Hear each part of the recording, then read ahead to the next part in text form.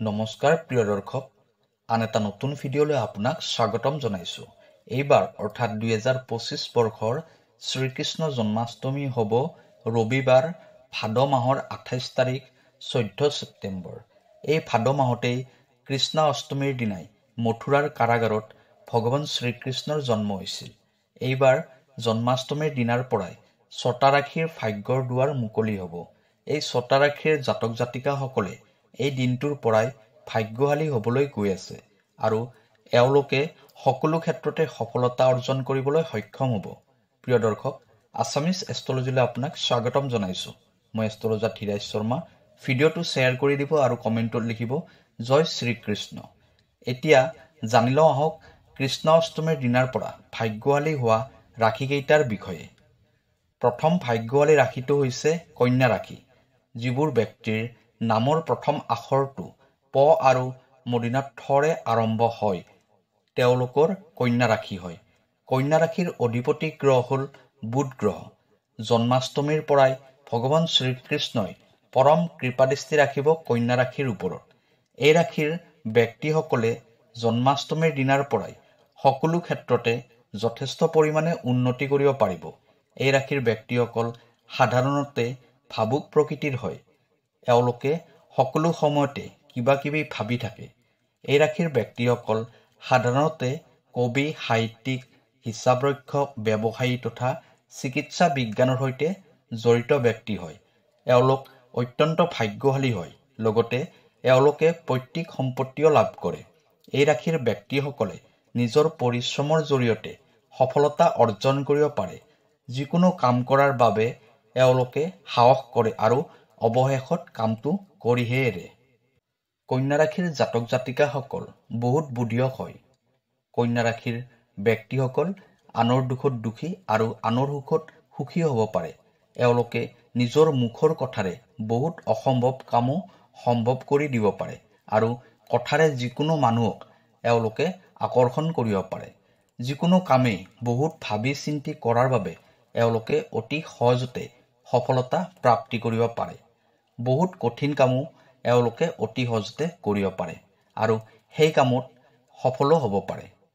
কন্যা ৰাশিৰ ওপৰত জন্মাষ্টমীৰ দিনাৰ পৰা ভগৱান শ্ৰীকৃষ্ণৰ কৃপাদৃষ্টি পৰিছে। লগতে বুধ গ্ৰহইও আপোনাক এই দিনটোৰ পৰা বহুত ক্ষেত্ৰত সহায় কৰিব, যাৰ বাবে যিকোনো ক্ষেত্ৰতে সফলভাৱে আগবাঢ়ি যাব পাৰিব। এই দিনটোৰ পৰাই আপোনাৰ ভাগ্যৰ দুৱাৰ মুকলি হ'ব। আপুনি যথেষ্ট পৰিমাণে উন্নতি কৰিব পাৰিব। ব্যৱসায়ৰ ক্ষেত্ৰতো আপুনি যথেষ্ট পৰিমাণে উন্নতি কৰিব পাৰিব। আপুনি যদি এজন ব্যৱসায়ী হয়, ব্যৱসায়ৰ ক্ষেত্ৰত আপুনি ভালদৰে মনোযোগ দিলে যথেষ্ট উন্নতি কৰিব পাৰিব এই দিনটোৰ পৰা। আগৰ পৰা লোকচান হৈ থকা ব্যৱসায়তো আপুনি এই দিনটোৰ পৰা লাভ অৰ্জন কৰিব পাৰিব। ভগৱান শ্ৰীকৃষ্ণৰ পৰম কৃপাৰ ফলত আপুনি সকলো ক্ষেত্ৰতে উন্নতি কৰিব পাৰিব। চাকৰিৰ ক্ষেত্ৰতো আপোনাৰ প্ৰমোচনৰ যোগ আহিছে। নিজৰ পৰিশ্ৰমৰ ফলত চাকৰিৰ ক্ষেত্ৰখনতো এটা ভাল পদবী লাভ কৰিব পাৰিব। চাকৰি প্ৰাৰ্থীসকলে নতুন চাকৰি লাভৰ যোগ দেখা যায়। পাৰিবাৰিক ক্ষেত্ৰত জন্মাষ্টমীৰ পিছৰ পৰা এটা ভাল ফল প্ৰাপ্তি হ'ব। পৰিয়ালৰ সদস্যসকলৰ মাজত মিলা প্ৰীতি বাঢ়িব। পাৰিবাৰিক ক্ষেত্ৰখনত আগতে যি সমস্যা হৈ আছিল সেই সকলোবোৰ সমস্যা আঁতৰি যাব। শিক্ষাৰ ক্ষেত্ৰখনতো আপুনি যথেষ্ট পৰিমাণে আগুৱাই যাব পাৰিব। অধ্যয়নৰ প্ৰতি এওঁলোক আগৰণুৱা হয়। জন্মাষ্টমীৰ দিনটোৰ পৰাই শিক্ষাৰ ক্ষেত্ৰত সুনাম অৰ্জন কৰিব পাৰিব। স্বাস্থ্যৰ ক্ষেত্ৰতো আপোনাৰ শুভ হ'ব। জন্মাষ্টমীৰ পৰা ভাগ্যশালী হ'বলৈ গৈ থকা দ্বিতীয় ৰাশিটো হৈছে বৃশ্চিক ৰাশি। যিবোৰ ব্যক্তিৰ নামৰ প্ৰথম আখৰটো দন্ত্য ন 29 আৰম্ভ হয় তেওঁলোকৰ বৃশ্চিক ৰাশি হয়। বৃশ্চিক ৰাশিৰ অধিপতি গ্ৰহ হ'ল মংগল গ্ৰহ। বৃশ্চিক ৰাশিৰ ব্যক্তিসকলে অতিমাত্ৰা কষ্ট সহ্য কৰিব পাৰে। লগতে এওঁলোক পৰিশ্ৰমীও হয়। এওঁলোকে বহুত হিচাপ নিকাচৰ মাজত চলে। বৃশ্চিক ৰাশিৰ ব্যক্তিসকলে খুব কম দিনৰ ভিতৰতে উন্নতি কৰিব পাৰে, কাৰণ এওঁলোকে বহুত পৰিশ্ৰম কৰিব পাৰে। কৰ্মক্ষেত্ৰত এওঁলোকে বহুত কষ্ট কৰি উপাৰ্জন কৰে। আপোনাৰ ৰাশিৰ ওপৰত জন্মাষ্টমীৰ দিনাৰ পৰা ভগৱান শ্ৰীকৃষ্ণৰ পৰম কৃপা পৰিছে। লগতে মংগল গ্ৰহৰো পৰম কৃপা আপুনি লাভ কৰিব পাৰিব। আপুনি যিকোনো ক্ষেত্ৰতে আগবাঢ়ি যাব পাৰিব। এই পবিত্ৰ দিনটোৰ পৰা আপোনাৰ সকলোফালে শুভ মংগলময় হ'ব। আগতে যিমানবোৰ সমস্যাত আপুনি পৰি আছিল, সেই সকলোবোৰ সমস্যা এতিয়া লাহে লাহে আপোনাৰ কমি যাব। ভগৱান শ্ৰীকৃষ্ণৰ পৰম কৃপা পৰিছে আপোনাৰ ওপৰত। ভগৱান শ্ৰীকৃষ্ণৰ কৃপা যাৰ ওপৰত থাকে, তেওঁ কেতিয়াও কষ্ট পাবলগীয়া নহয়। ধন টকা পইচা উপাৰ্জনৰ নতুন নতুন ৰাস্তা মুকলি হ'ব। আপুনি সকলো ক্ষেত্ৰতে সুযোগ লাভ কৰিব পাৰিব। পোৱা সুযোগবোৰ হেৰুৱাই নেপেলাব। চৰকাৰী নাইবা বেচৰকাৰী যিকোনো ক্ষেত্ৰতে আপোনাৰ চাকৰি হোৱাৰ যোগ আহিব এই দিনটোৰ পৰা। আপোনাৰ অদৰকাৰীভাৱে হোৱা খৰচসমূহ কমি যাব।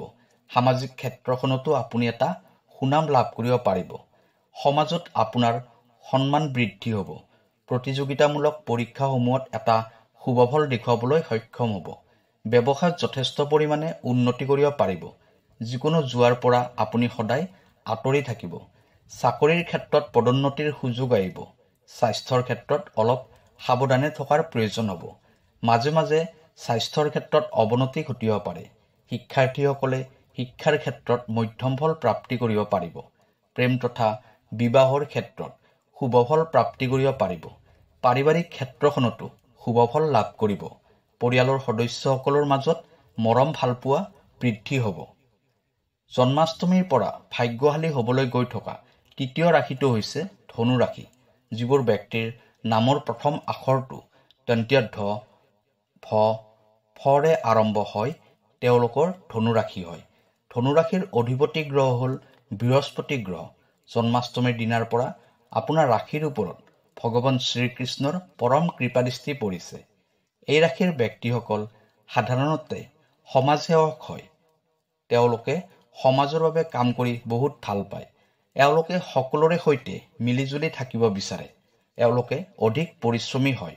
ধনু ৰাশিৰ ব্যক্তিসকলে সদায় কাম কাজত ব্যস্ত থাকি ভাল পায়। কঠোৰ পৰিশ্ৰমৰ ফলত এওঁলোকে যিকোনো কামেই সফলভাৱে কৰিবলৈ সমৰ্থ হয়। ব্যৱসায়ৰ ক্ষেত্ৰতো ধনু ৰাশিৰ ব্যক্তিসকলে যথেষ্ট পৰিমাণে আগবাঢ়ি যাব পাৰে। অধিক পৰিশ্ৰমী হোৱাৰ বাবে এওঁলোকে অতি সোনকালে উন্নতি কৰিব পাৰে। আপোনাৰ ৰাশিৰ ওপৰত জন্মাষ্টমীৰ পিছৰ পৰা ভগৱান শ্ৰীকৃষ্ণৰ পৰম কৃপাদৃষ্টি পৰিছে, যাৰ ফলত আপোনাৰ জীৱনলৈ সৌভাগ্য নামি আহিছে। এই বিশেষ দিনটোৰ পৰা, এই পবিত্ৰ দিনটোৰ পৰা আপুনি অৰ্থৱান হোৱাৰ সুযোগ আহিছে। নতুন নতুন কামৰ পৰা আপুনি অধিক পৰিমাণে লাভৱান হ'ব পাৰিব।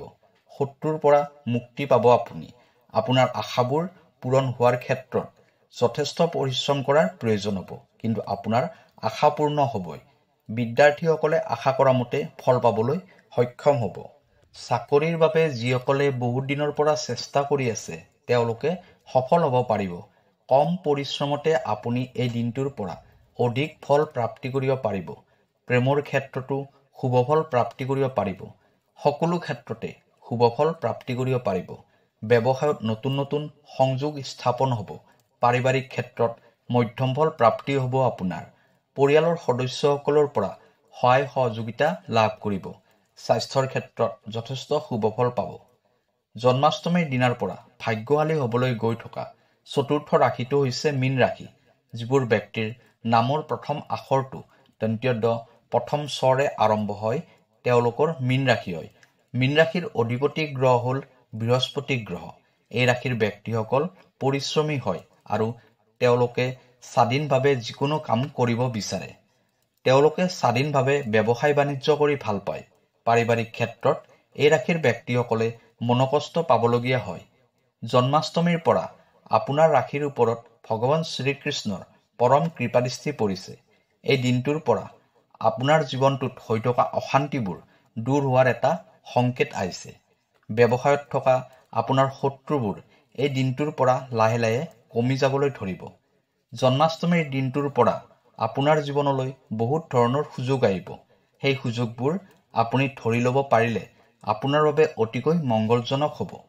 ব্যৱসায়ত নতুন নতুন দিশৰ মুকলি হ'ব। আগতে যদি আপোনাৰ ব্যৱসায় বাণিজ্যত লোকচান হৈ আছিল, সেইটোৰ পৰা আপোনাৰ ব্যৱসায়ত অধিক পৰিমাণে উন্নতি হোৱা দেখিবলৈ পোৱা যাব। চাকৰিৰ বাবে চেষ্টা কৰি থকা সকলে এটা ভাল খবৰ লাভ কৰিব পাৰিব। এইবাৰ আপুনি সফলতা নিশ্চয় লাভ কৰিব পাৰিব। চাকৰি কৰি থকা ব্যক্তিসকলৰ পদোন্নতি হোৱাৰ যোগ দেখা যায়। শিক্ষাৰ ক্ষেত্ৰত আপুনি এটা ভাল ফল দেখুৱাবলৈ সক্ষম হ'ব। প্ৰেমৰ ক্ষেত্ৰত শুভ ফল পাব। স্বাস্থ্যৰ ক্ষেত্ৰতো যথেষ্ট পৰিমাণে উন্নতি দেখা যায়। এই দিনটোৰ পৰাই স্বাস্থ্যৰ ক্ষেত্ৰত হৈ থকা সমস্যাবোৰ দূৰ হ'ব। জন্মাষ্টমীৰ দিনাৰ পৰা ভাগ্যশালী হ'বলৈ গৈ থকা পঞ্চম ৰাশিটো হৈছে মেষ ৰাশি। যিবোৰ ব্যক্তিৰ নামৰ প্ৰথম আখৰটো অ লৰে আৰম্ভ হয় তেওঁলোকৰ মেষ ৰাশি হয়। মেষ ৰাশিৰ অধিপতি গ্ৰহ হ'ল মংগল গ্ৰহ। মেষ ৰাশিৰ জাতক জাতিকাসকল সাধাৰণতে গৰীব নহয়। এওঁলোকে ধন টকা পইচাৰ বাবে বিশেষ কষ্ট পাবলগীয়া নহয়। মেষ ৰাশিৰ ব্যক্তিসকলৰ ভাগ্য অধিক পৰিমাণে শক্তিশালী হয়। এওঁলোকে যিকোনো কামতে অতি সোনকালে সফলতা প্ৰাপ্তি কৰিব পাৰে। এওঁলোক সত্যপৰায়ণ হয়। নিজৰ ভাৱ প্ৰৱণতাৰ বাবে এওঁলোকে অতি সোনকালে উন্নতি কৰিব পাৰে। এই ৰাশিৰ ব্যক্তিসকলে আনৰ দুখত দুখী আৰু আনৰ সুখত সুখী হয়। এওঁলোকে যিকোনো ক্ষেত্ৰতে নিজৰটো বচাই ৰাখিয়ে কাম কৰে। জন্মাষ্টমীৰ দিনাৰ পৰা আপোনাৰ ৰাশিৰ ওপৰত ভগৱান শ্ৰীকৃষ্ণৰ পৰম কৃপাদৃষ্টি পৰিছে। সেইবাবে এই দিনটোৰ পৰা আপুনি অধিক সফলতা পাব।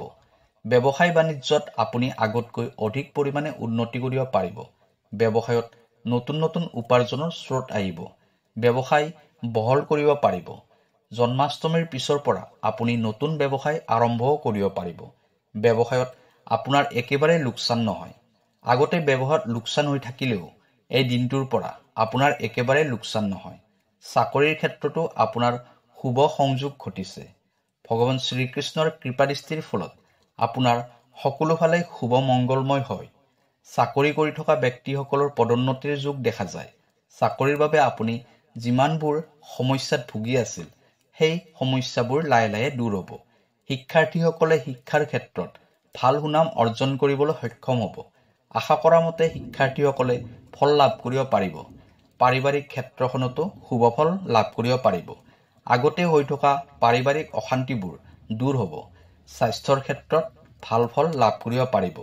প্ৰেমৰ ক্ষেত্ৰত মধ্যম ফল প্ৰাপ্তি কৰিব পাৰিব এই ৰাশিৰ ব্যক্তিসকলে। জন্মাষ্টমীৰ দিনাৰ পৰা ভাগ্যশালী হ'বলৈ গৈ থকা ষষ্ঠ তথা অন্তিম ৰাশিটো হৈছে বৃষ ৰাশি। যিবোৰ ব্যক্তিৰ নামৰ প্ৰথম আখৰটো হস্ৰু হস্ৰুই বৰে আৰম্ভ হয় তেওঁলোকৰ বৃষ ৰাশি হয়। এই ৰাশিৰ ব্যক্তিসকলে এটা বিলাসী জীৱন যাপন কৰিব বিচাৰে। এই ৰাশিৰ ব্যক্তিসকলে আনৰ পৰা সহায় সহযোগ পায়। ব্যৱসায় বাণিজ্যতো এওঁলোকে আন মানুহৰ বহুত ক্ষেত্ৰত সহায় লাভ কৰে। এওঁলোকৰ গুণী জ্ঞানী ব্যক্তিৰ সৈতে সম্পৰ্ক থাকে। উত্তৰাধিকাৰী সূত্ৰেও বৃষ ৰাশিৰ ব্যক্তিসকলে ধন সম্পত্তি লাভ কৰে। বৃষ ৰাশিৰ ব্যক্তিসকলে সমাজৰ সকলো শ্ৰেণীৰ মানুহৰ সৈতে মিলিজুলি থাকিব পাৰে। জন্মাষ্টমীৰ দিনাৰ পৰা আপোনাৰ ৰাশিৰ ওপৰত ভগৱান শ্ৰীকৃষ্ণৰ পৰম কৃপাদৃষ্টি পৰিছে। আপুনি সকলো ক্ষেত্ৰতে সফলতা প্ৰাপ্তি কৰিব পাৰিব। এই দিনটোৰ পৰা আপোনাৰ জীৱনত যথেষ্ট পৰিমাণে পৰিৱৰ্তন হোৱা দেখিবলৈ পোৱা যাব। আপুনি যিমান কষ্টত দিনবোৰ পাৰ কৰি আছিল সেই কষ্টৰ পৰা পৰিত্ৰাণ পোৱাৰ এটা সুযোগ পাইছে। আপুনি ব্যৱসায়ৰ ক্ষেত্ৰত আপুনি যথেষ্ট পৰিমাণে উন্নতি কৰিব পাৰিব। চাকৰি প্ৰাৰ্থীসকলে এই দিনটোৰ পৰা চাকৰি প্ৰাপ্তিৰ যোগ দেখা যায়। যিসকলে চাকৰিৰ বাবে চেষ্টা চলাই আছে তেওঁলোকে এইবাৰ চাকৰি পোৱাৰ সম্ভাৱনা অধিক হৈ পৰিছে। চাকৰিত পদোন্নতিৰ সুযোগ আহিব। প্ৰেমৰ ক্ষেত্ৰত যিবোৰ বাধা হৈ আছিল এই সময়ৰ পৰা সেই বাধাবোৰ আঁতৰি যাব। পাৰিবাৰিক ক্ষেত্ৰখনতো আপুনি মধ্যম ফল প্ৰাপ্তি কৰিব। পৰিয়ালৰ সদস্যসকলৰ মাজত হৈ থকা ভুল বুজাবুজিবোৰ আঁতৰি যাব। স্বাস্থ্যৰ ক্ষেত্ৰত শুভ ফল প্ৰাপ্তি কৰিব পাৰিব। বিদ্যাৰ্থীসকলে শিক্ষাৰ ক্ষেত্ৰত সুনাম অৰ্জন কৰিবলৈ সক্ষম হ'ব। এই দিনটোৰ পৰাই আপুনি সকলো ক্ষেত্ৰতে শুভ ফল প্ৰাপ্তি কৰিব পাৰিব। প্ৰিয় দৰ্শক, জন্মাষ্টমীৰ দিনাৰ পৰা এই ছটা ৰাশিৰ ব্যক্তিসকলে সকলো ক্ষেত্ৰতে উন্নতি কৰিবলৈ সক্ষম হ'ব। ভগৱান শ্ৰীকৃষ্ণৰ পৰম কৃপাদৃষ্টি এওঁলোকে লাভ কৰিব। ভিডিঅ'টো কেনেকুৱা লাগিলে জনাব। কাইলৈ আকৌ লগ পাম অন্য এটা ভিডিঅ'ত। ধন্যবাদ।